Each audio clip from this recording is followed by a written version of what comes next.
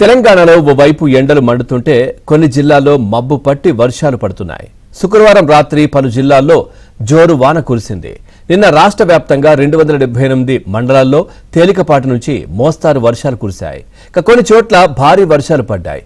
అత్యధికంగా జగిత్యాల జిల్లా పెగడపల్లిలో 5.2 సెంటీమీటర్లు, మంచిర్యాలలో 4.7, పెద్దపల్లి జిల్లా ధర్మారంలో 4.6, కరీంనగర్ జిల్లా గంగాధరలో 4.2, మెదక్ జిల్లా శంకరంపేట్ 6లో 4, మేడ్చల్ జిల్లా కీసరలో 4 సెంటీమీటర్ల వర్షపాతం నమోదైంది. ఇక కుమరం భీం ఆసిఫాబాద్ జిల్లా కేంద్రంతో పాటు వాంకిడి, కెమరేరి, జైనూరు మండలాల్లో శనివారం మోస్తారు వర్షం కురిసింది. పలుచోట్ల ఉరుములు మెరుపులతో కూడిన వడగళ్ల వాన కురిసింది.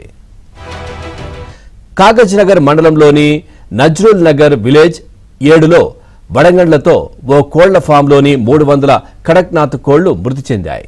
మహబూబ్ నగర్ జిల్లా హన్వాడ మండలంలోని పలు గ్రామాల్లో వడగళ్లు పడ్డాయి. ఈదురుగాలులు, ఉరుములు, మెరుపులతో వర్షం కురిసింది. మహబూబ్ నగర్ జిల్లా కేంద్రంతో పాటు నవాబ్పేట మండలంలో మోస్తారు వర్షం కురిసింది.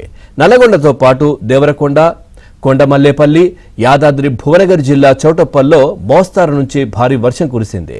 వర్షాలు, వడగళ్లతో అనేక ప్రాంతాల్లో పంటలు దెబ్బతినడంతో పాటు మామిడికాయలు రాలిపోయాయి. ఆది, సోమవారాల్లో అక్కడక్కడ తేలికపాటి నుంచి మోస్తారు వర్షాలు కురిసే అవకాశం ఉందని వాతావరణ శాఖ వెల్లడించింది.